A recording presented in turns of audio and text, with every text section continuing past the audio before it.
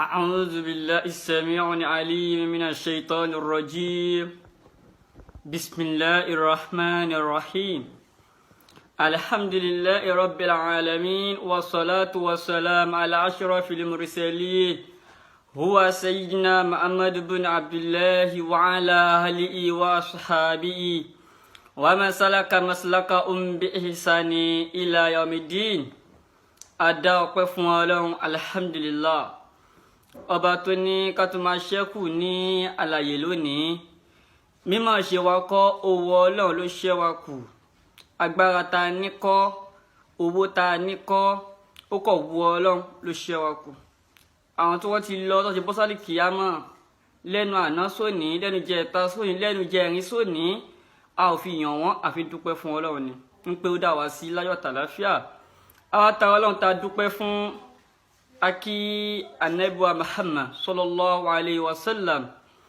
àtọ̀rọ̀ àlékún ìkẹ́ àtàlékún ìgẹ̀ Ọlọ́run bá wa ṣe fún anabiwa Muhammad ìkẹ́ náà kó má mọ lórí anabi nìkan kó má bá gbogbo àwọn ará ilé àwọn sahaba àwọn khulafa rashidun àwọn tábìyìn àtàwọn afẹ́sìn tí wọ́n ti bọ́ sáré kìyàmọ̀ Ọlọ́run àlékún ìkẹ́ àlékún ìgẹ̀ Ọlọ́run bá wa ṣe fún wọn àwọn tọrọ ẹ̀mí gígùn àtàlékún àláfíà ara fáwọn àfáà wa tí wọ́n ń bẹ láyé lónìí fáwọn àfáà tí wọ́n jẹ́ àfẹ́sìn tí wọ́n jíṣẹ́ Ọlọ́run lọ́wọ́lọ́wọ́ ẹ̀mí gígùn àtàlékún àláfíà ara Ọlọ́run bá wa ṣe fún wọn látòrí àwọn àfáà wa Fadilatu Sheikh Imran Eleha àwọn àfáà wa Fadilatu Sheikh Saheed Shittu Ọlọ́run ò ṣe é ṣẹ́jú sí orúkọ tuntun táwọn àfáà wa ṣẹ̀ṣẹ̀ jẹ́ nìyẹn Ọlọ́run ò ṣe é ṣẹ́jú sí àbí Ọlọ́run ò ṣe é ṣẹ́jú sí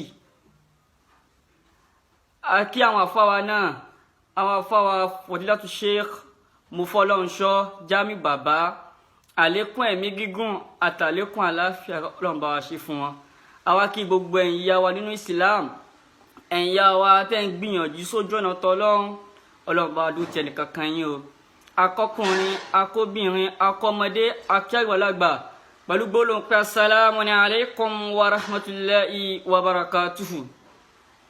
Naam, ohun tá fẹ́ bára wa sọ òun náà ni ìdájọ́ lórí ẹni tó bá yẹsẹ́ wò iyẹ̀pẹ̀ ló bá fi wò ni tẹ̀sùbá ló bá fi wò ni omi ló bá fi wò ní ìdájọ́ lórí ẹni tó bá yẹsẹ́ wò òun ìdájọ́ tí a fẹ́ dá báyìí a ti sọ̀rọ̀ lórí bó ṣe ń fi iyẹ̀pẹ̀ wọṣẹ́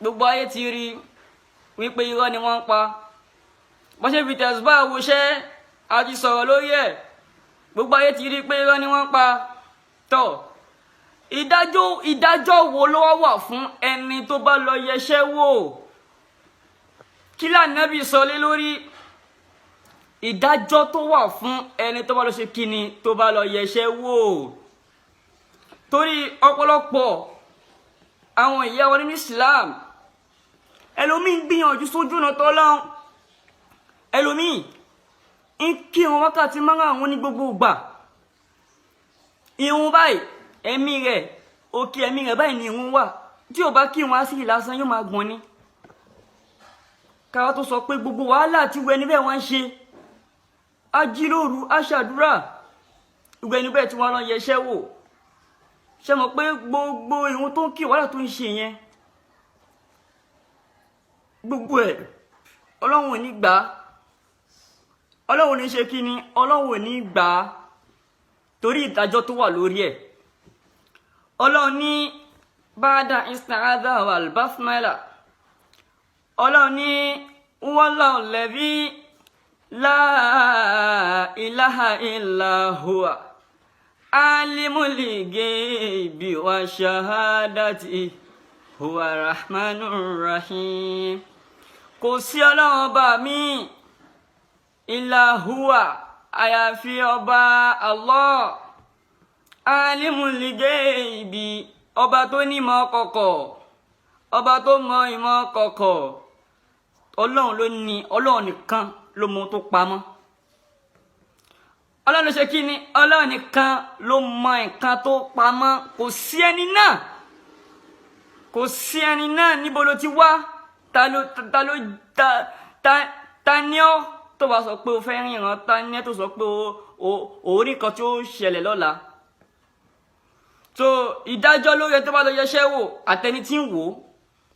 La ilaha illallah Muhammadu Rasulullah sallallahu alaihi wasallam. Ẹ̀yin yá wa, ẹ̀yin bàbá nínú Islam, ẹ wá gbọ́ nǹkan tá Ànábì sọ lórí ẹni tó bá lọ yẹṣẹ́ wò. Hadith Ànábì la fẹ́ mú wá fún yín. Hadith tó dẹ̀ wà sahih, hadith tó fẹsẹ̀ rinlẹ̀ ni, tí ò sí ní gbogbo àfá àgbáyé, tí ò sí àfá tó lè fọwọ́ hadith yẹn sẹ́yìn, tó lè ní hadith yẹn dọ̀rin fún ni. Hadith tó fẹsẹ̀ ṣe kí ni, tó fẹsẹ̀ rinlẹ̀ hadith náà. Ànábì wa Muhammad, ìkẹ́ Ọlọ́run àti ìgẹ́ Ọlọ́run kó máa bá Ànábì. Ohun kí ni mo fẹ́ sọ, ohun ìdájọ́ fún ẹni tó bá lọ ṣe kí ni, tó bá lọ yẹṣẹ́ wò. Ìdájọ́ la fẹ́ dá báyìí. Ìdájọ́ Islam fún ẹni tó bá lọ yẹṣẹ́ wò. Kí gbogbo yín, gbogbo ẹ̀yin tẹ́ lọ yẹṣẹ́ wò, tẹ́ mọ̀, kí gbogbo yín náà kẹ́ lè mọ̀ pé àṣẹ ọ̀ràn lẹ́ ń dá síra yín lọ́rùn, kẹ́ lè mọ̀. Ànábì ní man ataka hina aw arafan lam tuqbalu lahu salatu 40 yawman. Ànábì ní ẹni tó bá lọ sọ́dọ̀ yẹ̀mí wò,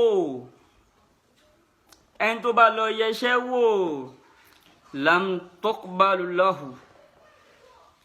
Ẹni tó bá lọ yẹṣẹ́ wò, iṣẹ́ tó wà lọ yẹ̀wò yẹn, ẹnìyàn wá sọ fún pé nǹkan báyìí ló máa ṣẹlẹ̀, lam tuqbalu lahu. Kò wá bìlíìfù ẹ̀, kò gbà, kò nígbàgbọ́ sí.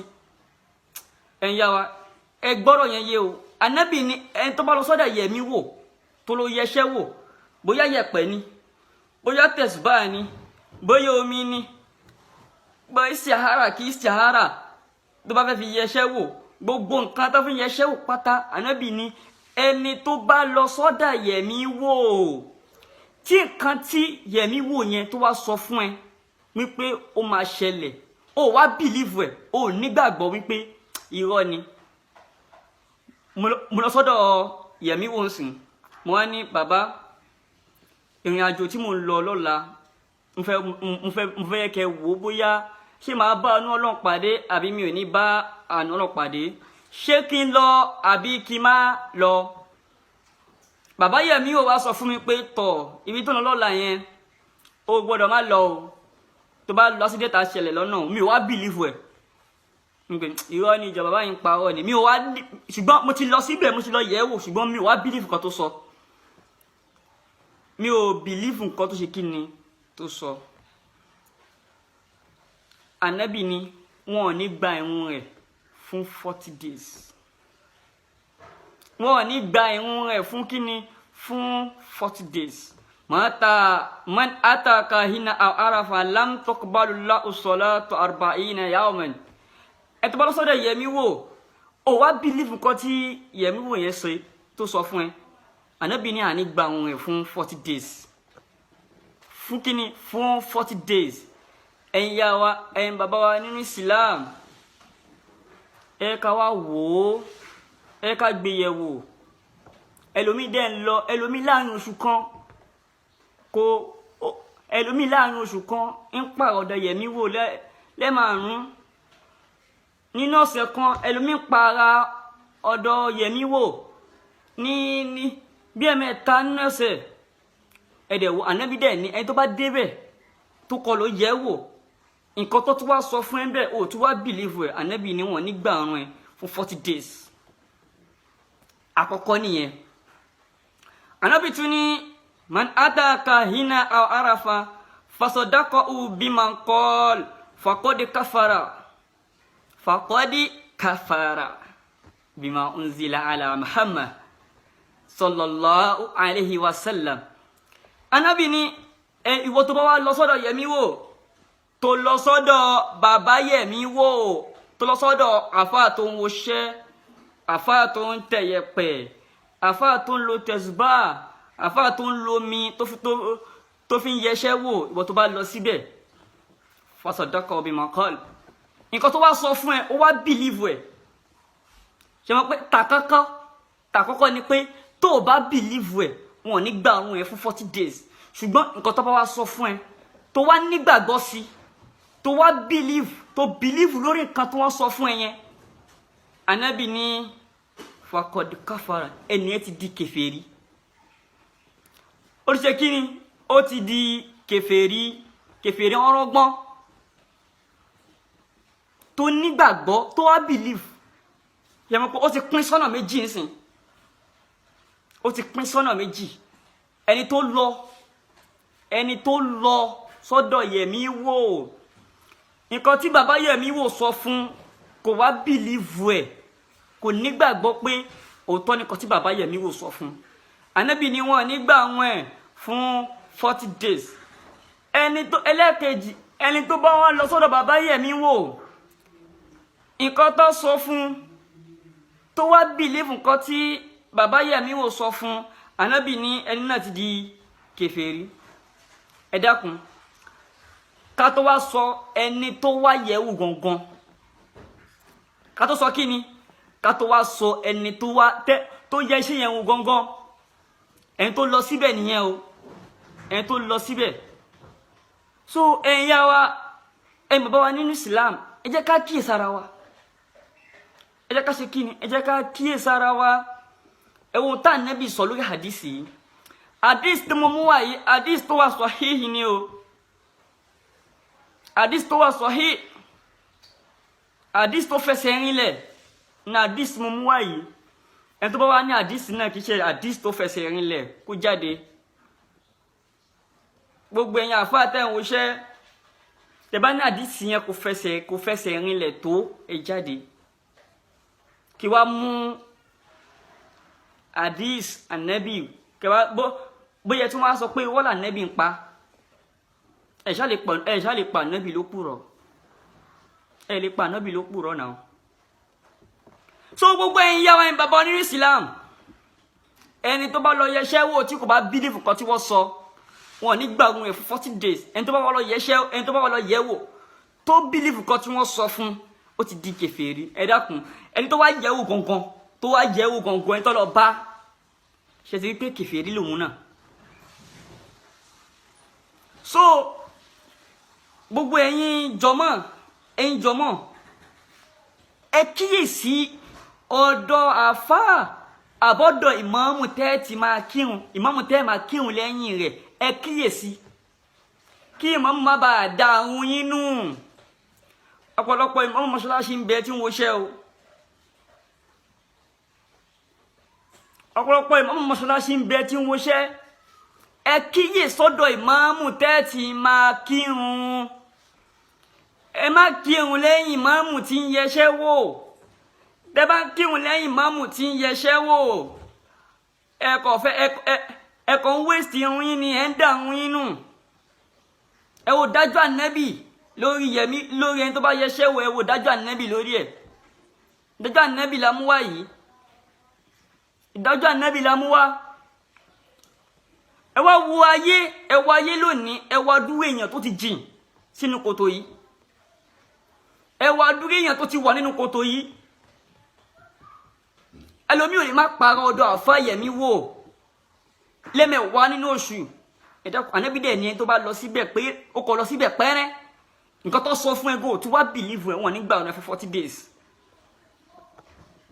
ẹ̀yin bàbá wa ẹ má da wàhálà yín nù ẹ má da wàhálà yín nù gbogbo ìdààmú yín gbogbo ìgbìyànjú nínú Islam ẹ má dànù torí t'Ọlọ́run torí Ànábì à ń bẹ̀ yín ní torí t'Ọlọ́run àtorí Ànábì wa Muhammad sallallahu alayhi wa sallam ẹ má lọ sọ́dọ̀ àwọn yẹ̀mí wò mọ́ àwọn àfáà tí ń tẹ̀yẹ̀pẹ̀ tí wọ́n woṣẹ́ ẹ má dọ́dọ̀ wọn mọ́ tẹ́ bá débẹ̀ wọ́n gbogbo ẹ̀sìn yín tẹ́ ń sìn irun tẹ́ ń kí zaka yín tẹ́ ń yàn àwẹ̀ tẹ́ ń gbà wọ́n ń dànù fún yín, wọ́n ń wéṣì iṣẹ́ yín fún yín.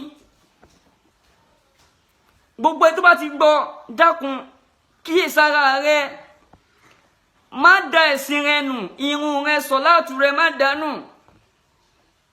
síyámù rẹ má dànù, zaka rẹ má dànù, gbogbo wàhálà rẹ nínú ẹ̀sìn má jẹ́ kó waste, má yẹ kó dànù.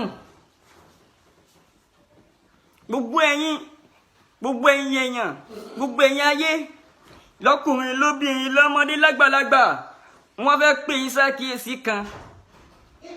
Ẹ kíyèsí ìmáàmù tẹ́ bá ń kírun lọ́dọ̀ ẹ̀ o. Ẹ kíyèsí ìmáàmù tẹ́ bá ń kírun lọ́dọ̀ ẹ̀. Ẹ má jẹ́ kó jẹ́ ìmáàmù tí bá ń yẹṣẹ́ wò. Tẹ́ bá kírun lọ́dọ̀ ìmáàmù tí ń yẹṣẹ́ wò, Ọlọ́run ò ní gbàrún yín o. Ọlọ́run ò ní gbàrún yín. Bóyá ọ̀dọ̀ àfáà lẹ bá lọ ni, kò bá jẹ́ ọ̀dọ̀ àfáà, kò bá jẹ́ ọ̀dọ̀ babaláwo, kò bá jẹ́ ọ̀dọ̀ adífá, kò bá jẹ́ ọ̀dọ̀ onífá, ibikíbi tó bá lọ nínú gbẹ̀ tó bá ti lọ yẹṣẹ́ wò, Ọlọ́run ò ní gbàrún ẹ o. Ẹ̀yin ìyá wa, ẹ̀yin bàbá wa, ọ̀pọ̀lọpọ̀ nǹkan là ń ṣe tá fi ń dẹ́sìn wọn nù tá a mọ̀. Nítorí ẹ̀ lára gbọ́dọ̀ dákẹ́, a fi gbọ́dọ̀ máa pè yín sákíyèsí. La fi gbọ́dọ̀ máa ṣe kíni? La fi gbọ́dọ̀ máa pè yín sí àkíyèsí. Ẹ̀yin ìyá wa, ẹ̀yin bàbá nínú Islam, àkíyèsí la pè yín sí yìí. Ẹ jẹ́ ká tẹ̀lé, ẹ jẹ́ ká fọ́lọ̀ ẹ̀. Ọwọ́ Ànábì ni o, kì í sọ̀rọ̀ fẹ́nu.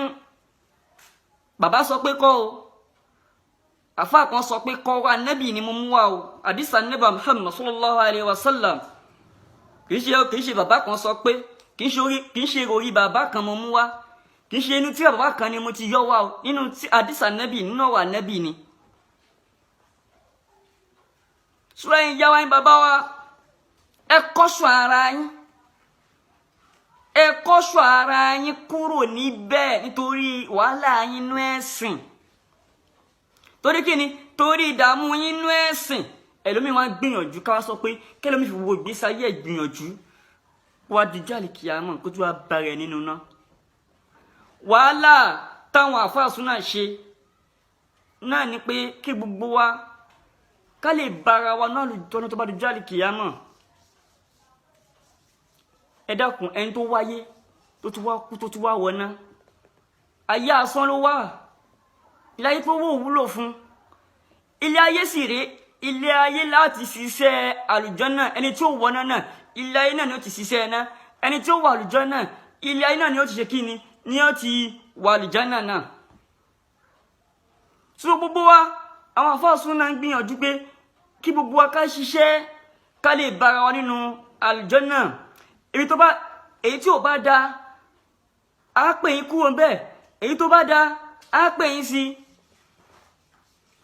Tí kìí ṣe tí bàbá ń pè bàbá sọ pé Al-Qur'an àti Hadith Rasul méjèèjì yẹn ni. So Ọlọ́run á fi wá mọ̀nà o. Ìrun wa tá ń kí, ẹ mọ̀, tá bá tún kírun tán láti máa bí Ọlọ́run, ń pẹ́ Ọlọ́run dákun gbà ń wa. Tá bá kírun tán, á tún máa bí Ọlọ́run pé Ọlọ́run gbà ń wa. Àwọn ọ̀kọ́ dẹ̀ ti wà tó jásí pé ó ti stamp pé irun tí ẹ ò lè gbà. Irú àwọn tó ń yẹṣẹ́ wò, irun ò lè gbà. So ẹ̀yin yá wa, ẹ má ṣe ẹ̀sìn, ẹ má dẹ̀ ẹ̀sìn yín nù. Ẹ má dẹ̀ ẹ̀sìn yín nù. Ẹ pe orí yín padà, ẹ má dẹ̀ ẹ̀sìn yín nù. Ẹ má da ẹ̀sìn yín nù. Ọlọ́run á san wa lẹ́san dáadáa o. Wàhálà wa nínú Islam, Ọlọ́run ò ní jẹ́ ó já sásán o. Ìdààmú wa, kẹ́sìn lè ga, tá ń gbìyànjú. Ọlọ́run ẹ̀san dáadáa tí ń bẹ fẹ́wẹ́ ẹni bẹ́ẹ̀, Ọlọ́run má ṣàfihàn ẹnì kankan wa o. Gbogbo ẹ̀yin yá wa tẹ̀lé ń gbìyànjú tó jọ̀nà tọ́ Ọlọ́run. Tẹ̀nú ẹ̀mí yín, tẹ̀nú agbára yín, gbogbo yín la kí Ọlọ́run bá wa dúró tì yín o. Àlékún dáadáa, àlékún àrísìkí Ọlọ́run bá wa ṣe fún yín. Gbogbo ohun tí ń jẹ́ ìdààmú, òfò, fìtínà kò ní wá yín rí o. Orí ayé àtàlìkíyámọ̀ Ọlọ́run ṣàfẹ́ ní kankan wa o. La ilaha illallah.